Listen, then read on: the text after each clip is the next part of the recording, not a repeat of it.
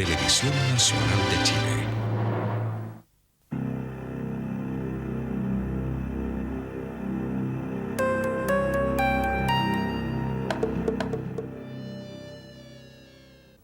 Muy buenas noches. En el Mea Culpa de la semana pasada fuimos testigos de un horrendo crimen pasional, lo que los expertos llaman parricidio. Una joven pareja que nunca debió casarse terminó, producto de sus desencuentros e incomunicación, en la más descontrolada violencia, la muerte de la joven esposa a manos de su propio marido. En este segundo capítulo de Mea Culpa veremos una forma totalmente distinta de violencia, otro tipo de delito con la participación directa de muchos individuos. La historia que veremos a continuación no acaparó grandes titulares en la prensa nacional, a lo más pequeños párrafos en las crónicas policiales. Sin embargo, no por eso el drama era menor. Como ocurre siempre que se escarba en la génesis y desarrollo de un delito, descubriremos, a través del relato del periodista Carlos Pinto, pasajes insospechados de crueldad, violencia y dolor. Nos trasladaremos al año 1987, a un lugar alejado del centro de Santiago, específicamente a la comuna de La Pintana, donde un hecho delictual menor provoca una tragedia de proporciones. Los invitamos a conocer el caso La Platina.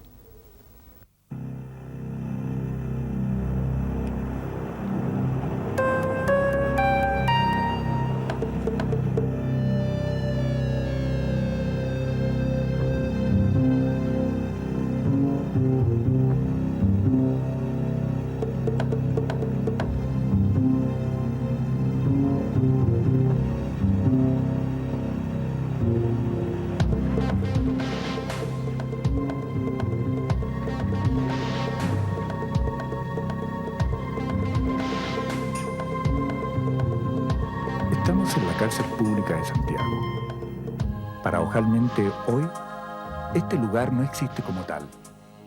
Sin embargo, aún permanecen los recuerdos de muchos que pagaron con prisión su mea culpa.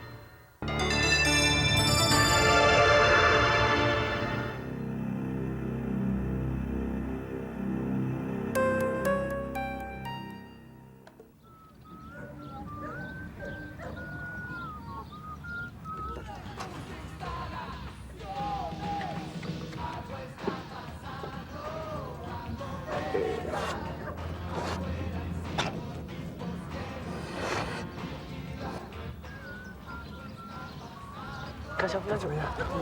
Guato, loco. Mira, guato. Calla, guato.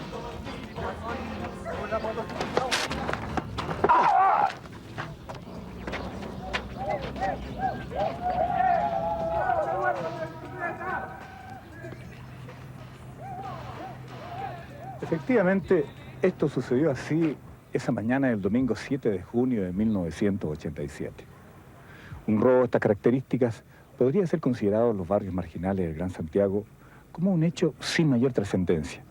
Sin embargo, perpetrado en contra del guardia de seguridad de La Platina, Jorge Cuevas, superó las expectativas de los propios protagonistas y dio origen a uno de los casos policiales más espeluznantes de la época.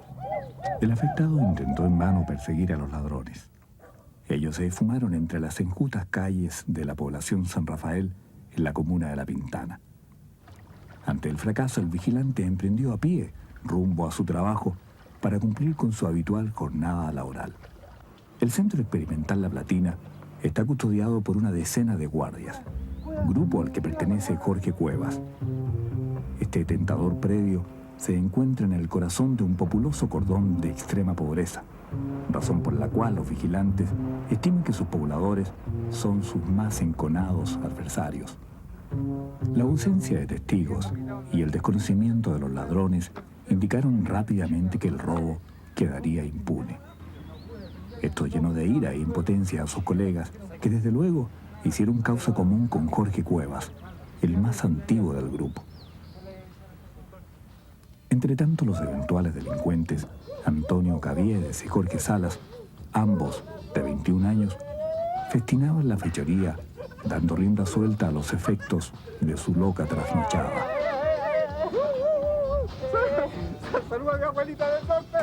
Pero las casualidades le dieron a esta historia un rumbo no deseado.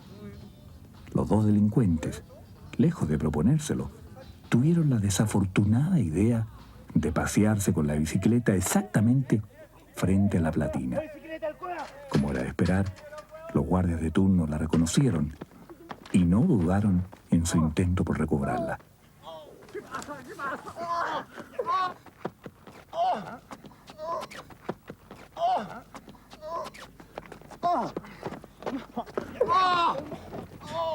La reciben dura ahí mismo para reducirlo. ¿Y usted? No, pues yo estaba en portería, eso sucede a unos 100 metros de ahí de la portería más o menos. ¿Cómo lo arrastran hacia el interior de La Platina? Los llevan detenidos, ¿no? Los dos vigilantes que los siguieron a ellos. Pero a punta de patada y combo. No lo llevan porque en ese trayecto estaba en la calle. ¿Y adentro qué pasa? Bueno, adentro ahí se les recibe con patadas y combo. Sí. Tras la llegada del jefe Manuel Correa, la situación tomó una dirección más insólita aún. Cuando la lógica indicaba que ambos jóvenes debían ser entregados a carabineros, los guardias recibieron la orden de trasladarlos al interior de La Platina. Ciertamente había en esta determinación un subrepticio deseo de venganza y también una particular muestra de poder. Los ladrones debían recibir un castigo ejemplar.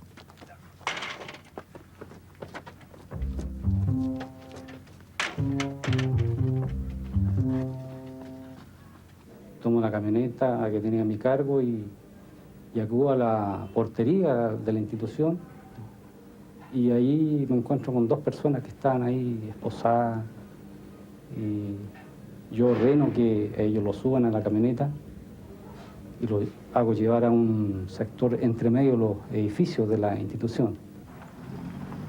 Las cartas estaban echadas. Antonio Caviedes y José Salas fueron trasladados hasta un lugar estratégico del predio. Vana fueron las súplicas de los jóvenes pobladores, quienes presentían un castigo aún más riguroso por parte de los guardias. De este modo, el jefe, Manuel Correa, Gilberto Pacheco, Gastón Muñoz, José Correa y el dueño de la bicicleta, Jorge Cuevas, asumieron desde ese instante absoluta responsabilidad en aquella arbitraria detención. En la soledad del Centro Experimental La Platina, comenzó a escribirse ese domingo 7 de junio una aberrante historia. Los pobladores indefensos, atados de manos y con su rostro cubierto, comenzaron a sentir el rigor de un castigo demencial. Los 5 guardias comprometidos en la situación optaron por golpear haciendo gala de avesadas técnicas de artes marciales. De este modo tendrían entonces la certeza de no dejar huellas visibles en los endebles cuerpos de los pobladores. Y ahí en ese momento, bueno, golpeamos alteradamente uno, después el otro, preguntamos, no responden, no dicen nada, no se quejan, no hay reacción de su parte, no obtenemos la información que nosotros estamos requiriendo. Y los seguimos golpeando. Esa es la cosa. Bueno, había un grupo de vigilantes que tenía, según la legislación vigente, instrucción de artes marciales. Yo la tenía también. Y había uno que no la tenía, que venía a su primer día de trabajo.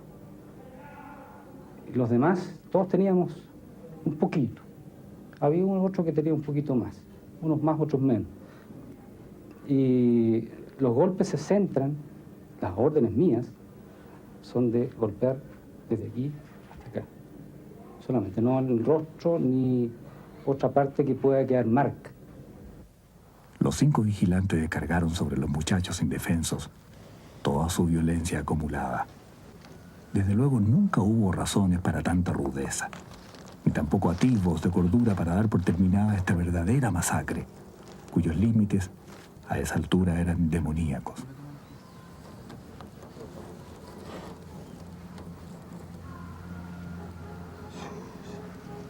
Llegó un punto en que cayó uno de ellos, me acerqué a tomarle el pulso y comprobé que estaba mal.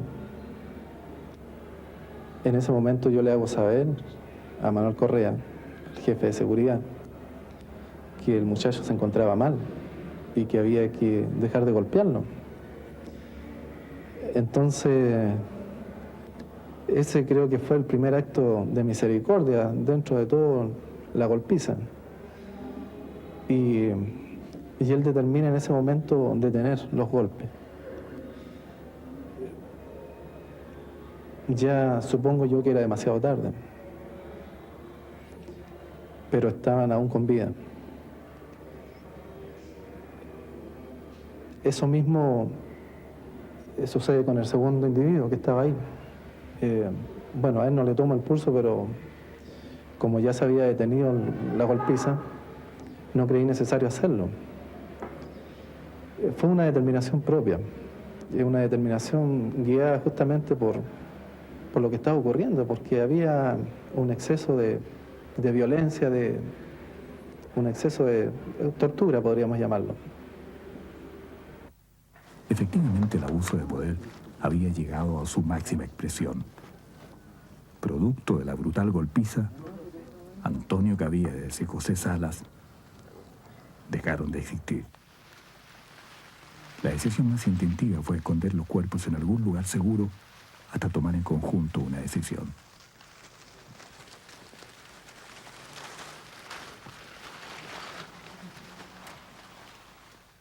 Y conversamos, ¿qué hacemos? Empieza la conversación de qué hacer. El susto. La primera reacción es susto. ¿En qué nos hemos metido? Y bueno, se barajaron muchas posibilidades, pero al final la decisión final era enterrarlo en algún sector que yo debía ubicar. Ese fue un acuerdo entre todos. Y después de eso, tipo 10 de la mañana, yo me dedico a eso, hasta, digamos, 12 del día, a recorrer el predio, pero ya no con el afán de hacer esa ronda que hacía habitualmente viendo los trabajos, sino que ubicando el lugar preciso donde fuera lo más oculto, donde no se pudiera encontrar, o sea, no hubiera posibilidad de encontrar estos cuerpos. Finalmente, la postura del jefe, Manuel Correa, se tradujo en la última palabra. Había que enterrarlos. En otro lugar apartado del predio agrícola, el propio Jorge Cuevas fue designado para la insólita misión. La faena fue dura y demoró prácticamente todo el día. El plan posterior era juntarse al caer la noche para llevar a cabo el fatídico entierro. La oscuridad del invierno, interrumpida solo por la luz de la camioneta, dejó entrever a los protagonistas de esta comedia de terror.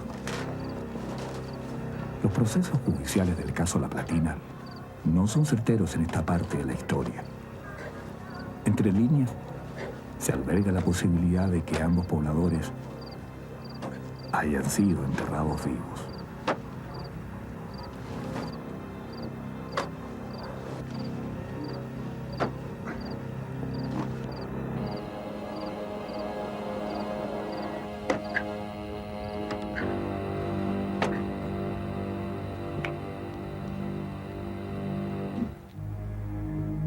Luego de ponderar la trascendencia del crimen que han cometido, los 5 guardias de seguridad se reúnen para realizar un pacto. Un pacto de silencio. Y así dar por terminado el asunto como si nada hubiese sucedido. Sin lugar a dudas, la muerte y desaparición de José Salas y Antonio Caviedes tuvo ribetes de crimen perfecto. Los familiares de ambos jóvenes, desconociendo absolutamente el fatal desenlace de sus vidas, iniciaron el calvario de una infructuosa búsqueda. Las diligencias para dar con el paradero de sus hijos condujo a las abnegadas madres a recorrer prácticamente todo Santiago. Las 2 víctimas eran hijos y hermanos ejemplares. En estricto rigor, ninguno de ellos tenía antecedentes policiales. La precaria situación económica de los padres de las víctimas impide acelerar los trámites de búsqueda. Así pasan los días y los meses, sin mayores novedades. No obstante, la esperanza de que un día aparezcan se mantiene latente en el corazón de estas madres. Después de un año de aquel trágico suceso, y cuando todo hacía suponer que el caso de La Platina engrosaría el archivo de los crímenes no resueltos, persistentes rumores que hablaban de extraños acontecimientos en el interior del centro experimental inquietaron la mente de la policía civil. El entonces inspector Escárate es designado para averiguar el hecho. Él y un equipo avesado de investigadores deciden abordar estratégicamente a Jorge Cuevas, indicado en forma recurrente como uno de los que podría saber algo.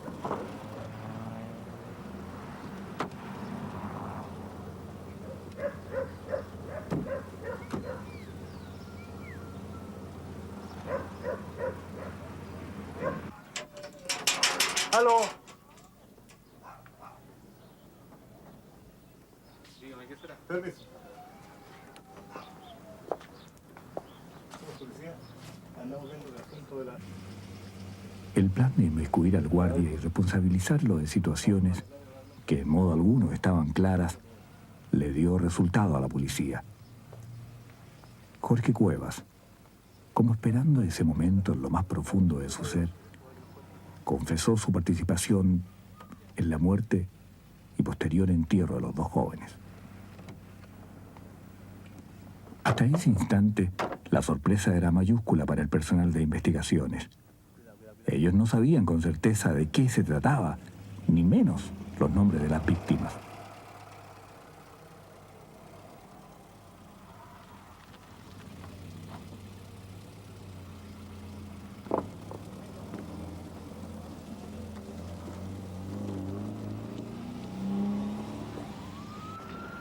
De cualquier modo, la pesquisa tuvo carácter de relámpago. Una vez detenidos los primeros implicados, el propio inspector acude al interior de La Platina, donde se supone están las víctimas enterradas.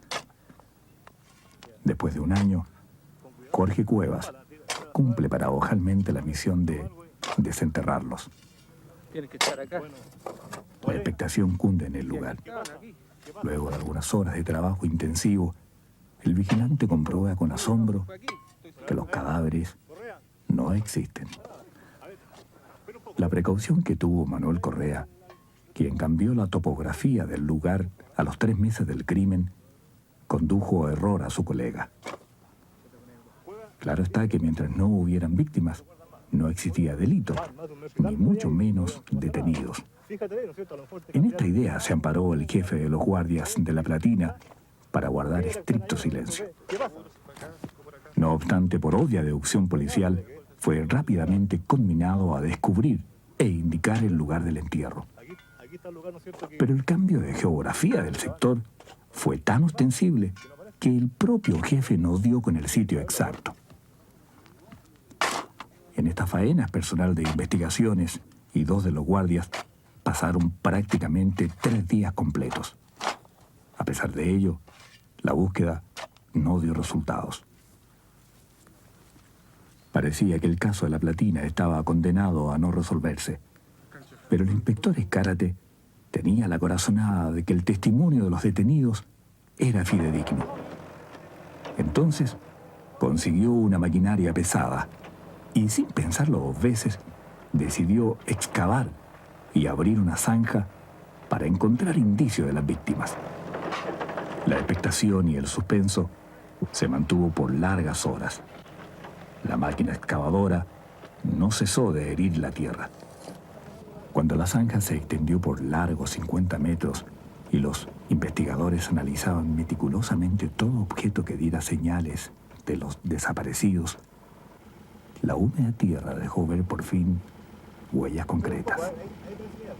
En ese preciso momento se pararon las faenas de rastreo y rápidos análisis confirmaron la existencia de los cadáveres que andaban buscando.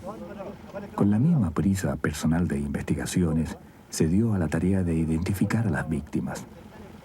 No hubo dudas respecto a la juventud de ambos, y de acuerdo a la fecha de muerte, se hurgó en el archivo policial para hacer coincidir denuncias de presuntos desaparecidos. De este modo, hubo absoluta certeza que se trataba de Antonio Caviedes y José Salas.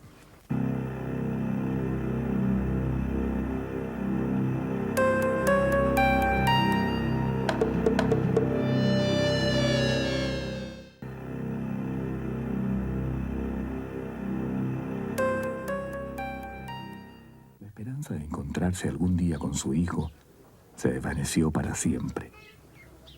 La noticia de que efectivamente había muerto en manos de los guardias de la platina fue demasiado castigo para su corazón.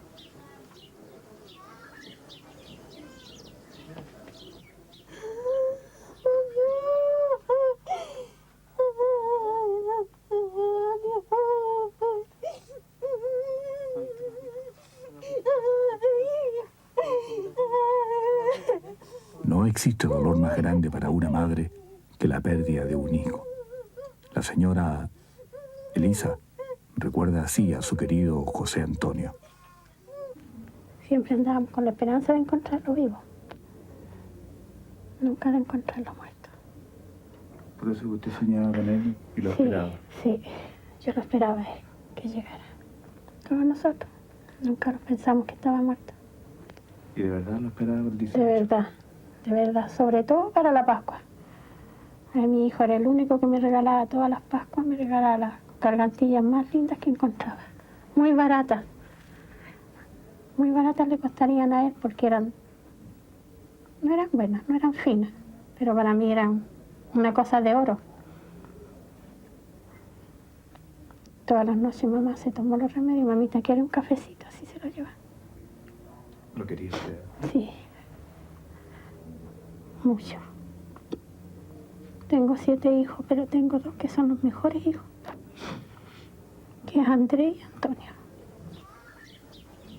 ¿Cuánto tiempo pasó, señor, hasta entender que realmente su hijo desaparecía? Un año esperamos nosotros buscándolo. ¿Y en ese año tampoco pensó usted que le había pasado algo? No, nunca pensamos nosotros. Hasta junio nosotros todavía esperábamos de que él volviera. Porque decíamos nosotros que andaba trabajando para traer plata. Por su parte, la familia Antonio Caviedes aún no se conforma con la pérdida de su hijo. Y esa noche él me vino a pedir permiso que iban a estar ahí a la puerta.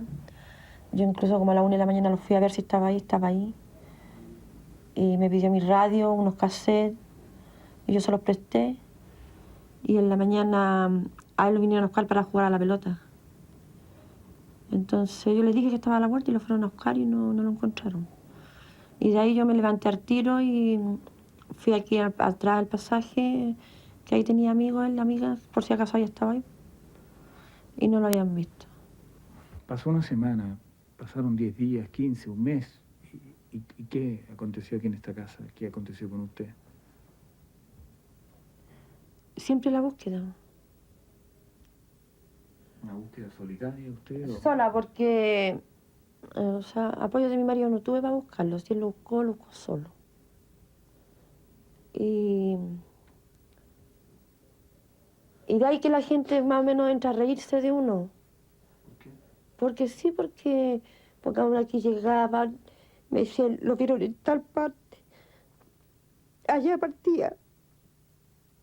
Y no era verdad. Yo hasta el momento todavía no puedo creer que él esté muerto. Porque cuando lo velaron, no lo vi.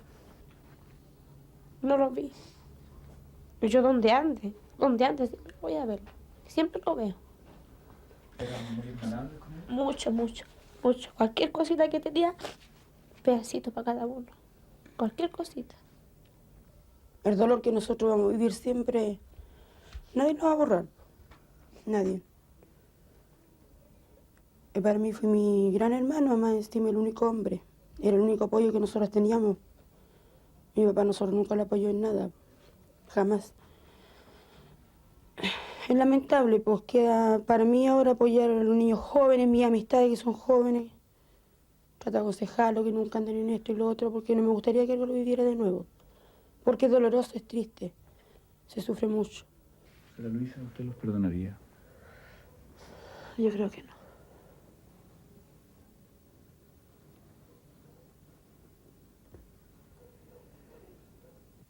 Han pasado 5 años de aquel trágico suceso.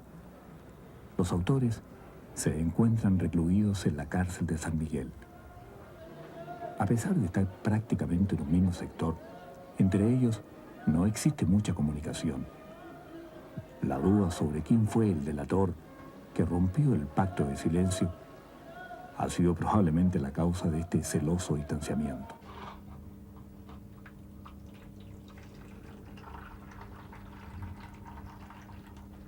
Este es, hoy, Jorge Cuevas, el guardia a quien le robaron su bicicleta.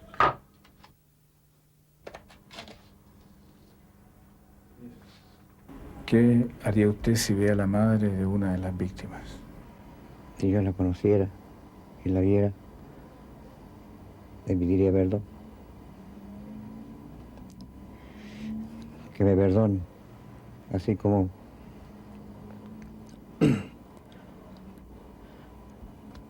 también le pido perdón nuevamente a mi madre.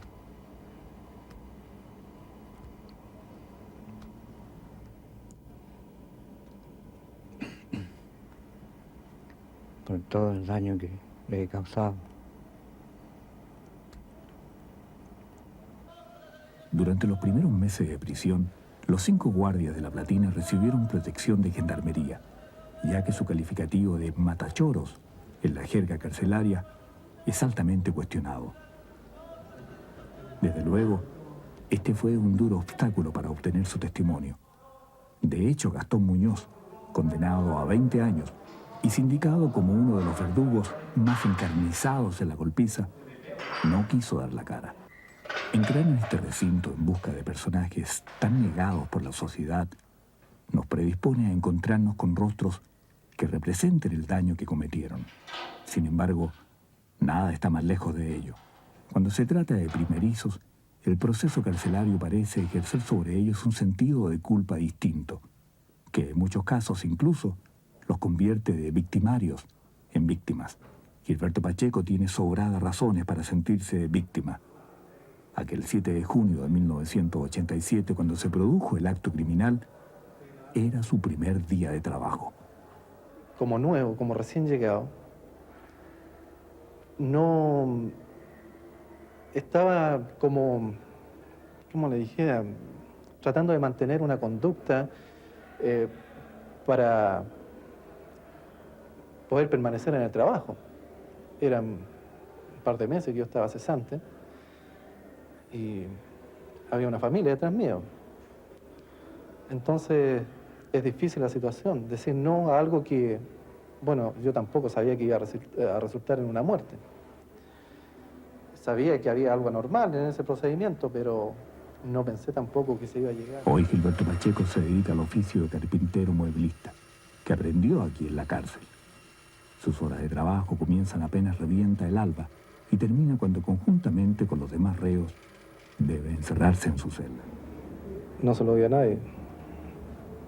Y creo que lo primero que pasa por la mente es tratar de quitarse la vida. Es tratar de terminar con todo. Porque uno sabe que a la postre se va a perder familia, se pierden los amigos, se pierden lo más valioso que uno pueda tener afuera. Entonces uno busca el camino más corto. Y yo creo que todos buscamos, en una pena así, buscar la muerte en forma rápida. Y gracias a Dios pude superar esa etapa. La superé con mucho esfuerzo, religiosamente. Y bueno, doy gracias a Dios por eso, por seguir vivo y por tener un trabajo aquí dentro, por sentirme que aún soy parte de la familia y sentirme que aún puedo hacer algo por ellos, aunque sea estando en esta situación. Yo hace mucho tiempo que dejé de mirar por las ventanas. Era algo que hacía constantemente, mirar por una ventana y observar a la distancia las luces de Santiago mismo, mirar el cerro, recordar cuántas veces anduve caminando, cuántas veces anduve por aquellos lugares sin quizás tomarle la importancia de vida. Y bueno, eso era doloroso, eso era... me estaba desintegrando de a poco y dejé de hacerlo. Y en cierto modo ya uno entra a acostumbrarse en este submundo. Y son otras las cosas, las metas. Afortunadamente yo he tomado el trabajo como una terapia, me ha servido un montón. Y gracias a ello he podido sobrellevar el tiempo.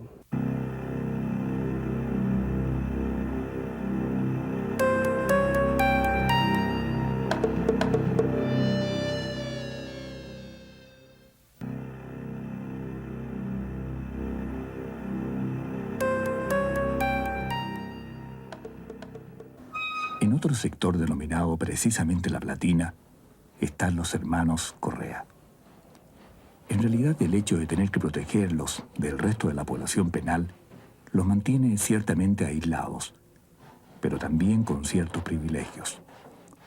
Su celda es luminosa y amplia. Incluso le permite tener un pequeño taller de carpintería a José Correa.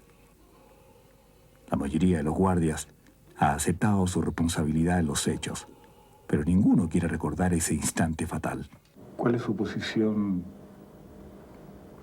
como ser humano cuando han pasado ya 5 años respecto al hecho deleznable, al hecho brutal que usted cometió o en el cual participó? Arrepentimiento del hecho mismo. Estoy arrepentido realmente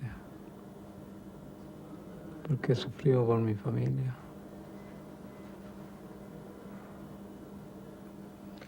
¿Usted nunca pensó en la familia de las víctimas alguna vez? Sí, bastante también. ¿Y qué? Pensé, pero es que es doloroso empezar a pensar cuando alguien llega a la cárcel. Nunca me la había imaginado así.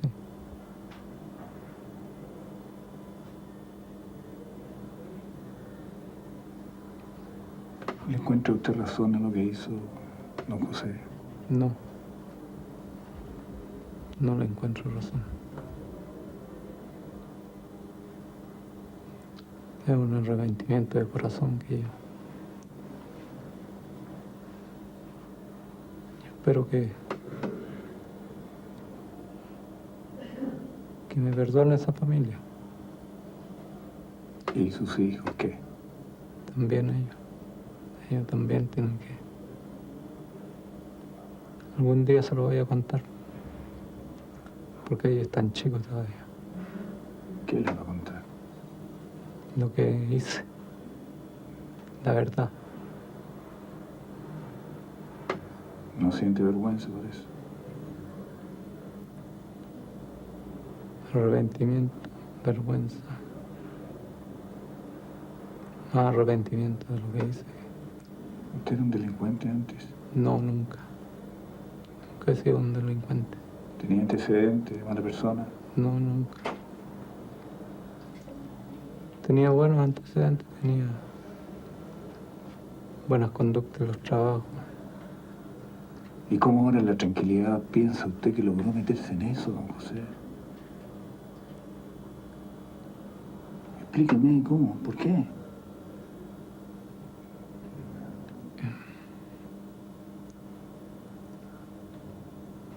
No sé, parece que al parecer, no sé, no. Fue un instante de que alguien dio la orden o dijo, hay que hacerlo, hay que golpear a esta persona para sacarle la información. Pero tan brutalmente.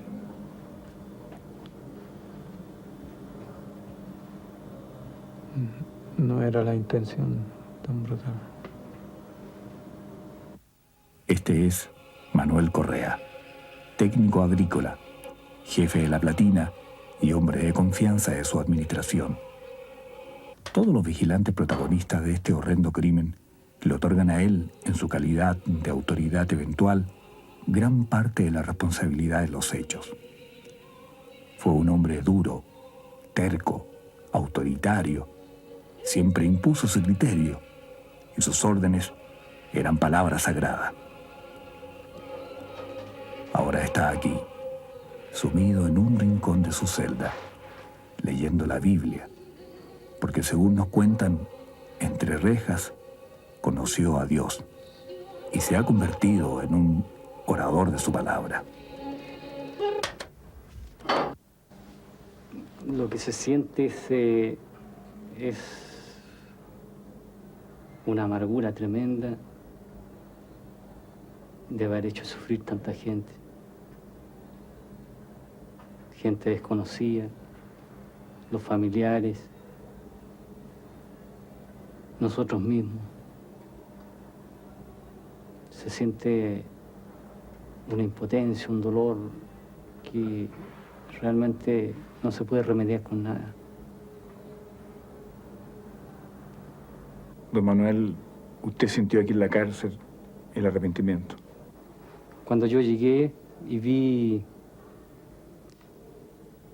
uno ve la impotencia, la desesperación, ve que todo está perdido, ve un mundo negro hacia adelante, ve que prácticamente todo ya no le queda vida, está todo perdido, etcétera. Piensa uno lo peor, piensa hasta incluso la muerte. ¿Usted pensó en la muerte? Sí, en varias oportunidades. En una muy especial, a raíz de la situación económica, mi familia debió emigrar al norte.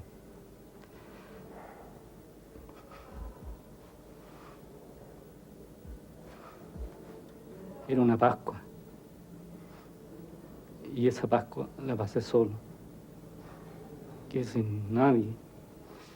Habían niños jugando, globos, fiesta. Y yo estaba solo en mi pieza. Me acuerdo, me puse de rodillas y dije, Señor, ¿por qué tengo que vivir esto? Y empecé a mirar el techo, había unos fierros, Y dije, me voy a colgar. Pero dije, también soy un hombre inteligente, ¿por qué tengo que hacerlo igual como lo hacen todos los delincuentes de aquí? Ocurrió todo un proceso de transformación en mi vida. Y todo este tiempo que yo estuve aquí, que estoy aquí, me ha permitido reflexionar. Es mucho el tiempo que tiene el preso, el reo, para pensar en su familia, en sus problemas. En el caso mío yo pensaba pensar por qué lo hice, qué ocurrió, qué pasó por mi mente, por qué me levanté, por qué hice eso. Y creo que acercándome al Señor fue la única respuesta que encontré ahí. Estaba todo. ¿Y por qué lo hizo, Manuel? No tengo respuestas para eso. No sé. Algo malo había en mí. Sé que lo había. Sé que lo había. Por eso hablo del ayer y del hoy. Ese malo ya no está en mí. Hay gente que me ha venido a ver, ha visto el cambio. Yo lo conocí a usted, pero usted era así, de esta manera, y era de esta otra manera. Usted no podía mirar a la cara. Usted era un hombre huraño. Una vez le pedí a una persona que me definiera con una palabra cómo era ese Manuel Correa pasado. Y me dijo, usted era veneno. Ese era el retrato que tenía la gente de mí. Hoy día no. Manuel Correa antes nunca lloró. Hoy día llora Manuel Correa, sufre. Y se arrepiente verdaderamente. Y quiere una vida nueva. Quiere una oportunidad en esta vida.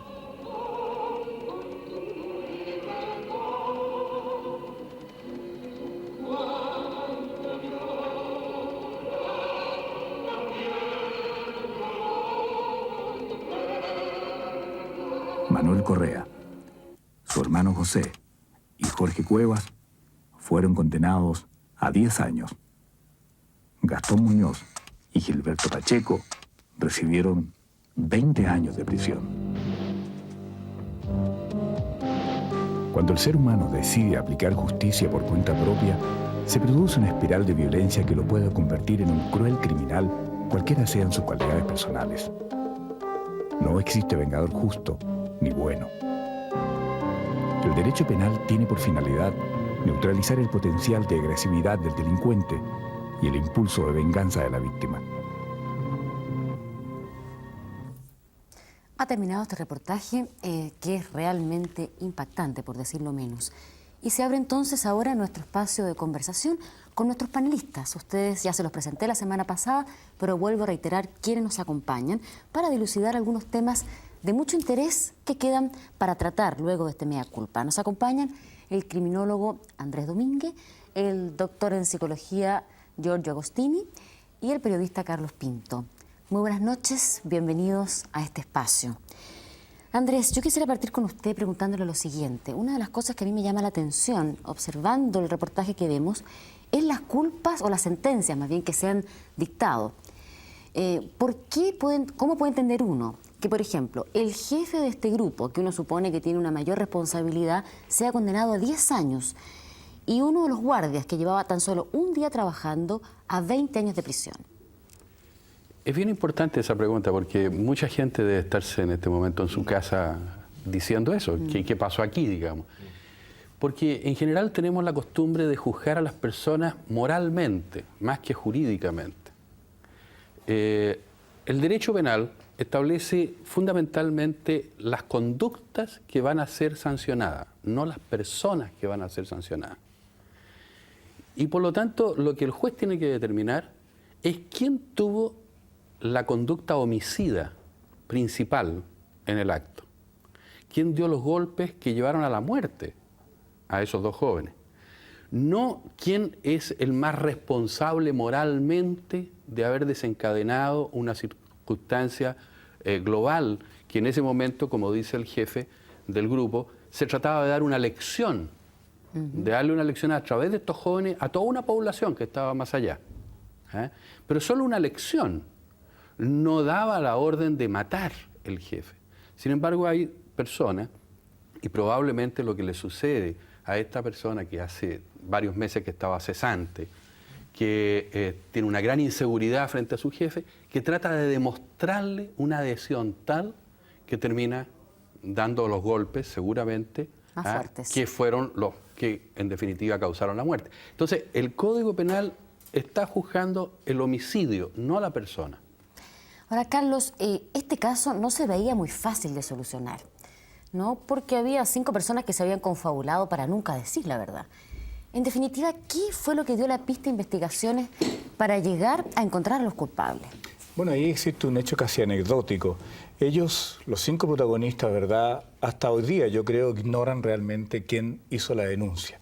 Entre ellos existe cierto misterio porque se inculpan unos a los otros, pensando que el otro fue el que lo delató.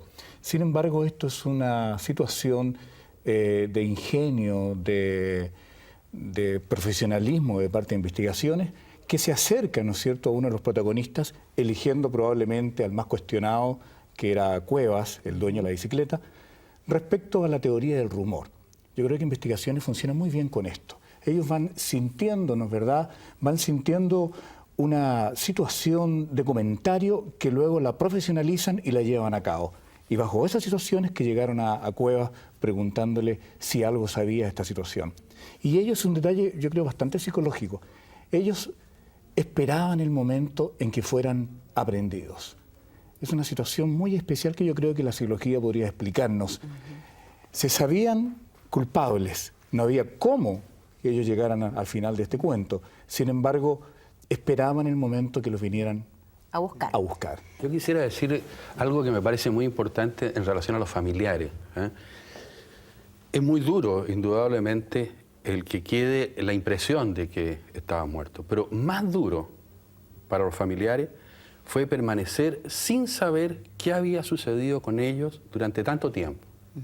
La desaparición de la víctima, en este caso, es la privación del derecho a estar vivo y el derecho a estar muerto. El no poder saber la familia, mantener en la casa la esperanza todos los días, va a llegar, seguro que va a volver, debe haber ido a algún lado.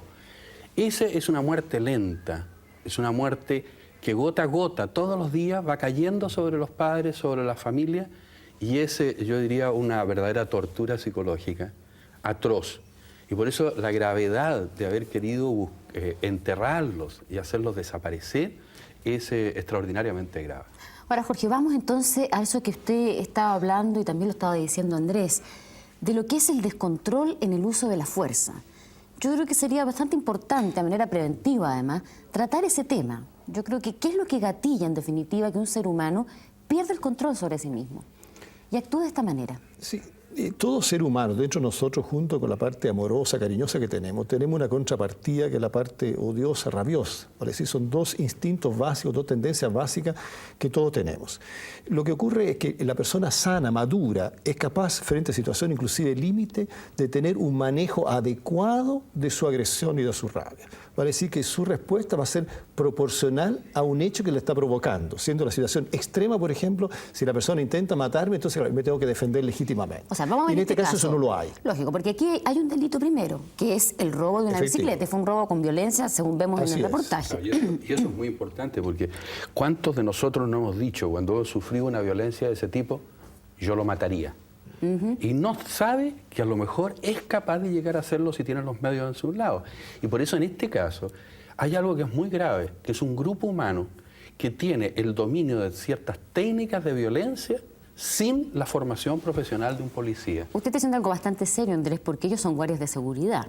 O sea, de alguna manera la sociedad supone que son personas preparadas para prevenir el delito. Pero no olvidemos que en nuestro país hay 80.000 guardias de seguridad. Pero no tienen un entrenamiento adecuado que integre la noción de derecho, que es el control de la fuerza, al uso de la fuerza, como es lo que se hace en la policía. En este caso, estos guardias debieran tener una supervigilancia y un control de Carabineros de Chile, que son quienes tienen justamente la tarea de prevención, y ellos se supone que están para la prevención, estos guardias. Sin embargo, ese control no existía en ese momento y ahora se estudia una ley para hacerlo. Andrés Domínguez, evidentemente aquí hay una especie de histeria colectiva, ¿no es cierto?, un comportamiento colectivo para llegar a la muerte. Pero ¿de qué manera incide el hecho posterior de querer enterrarlos? Pues yo creo que ahí eso es un agravante, ¿no es cierto? Bueno, siempre, en el caso de Mario Villarroel, antes del parricidio, ¿no es cierto?, él quisiera volver al comienzo, quisiera borrar lo que hizo.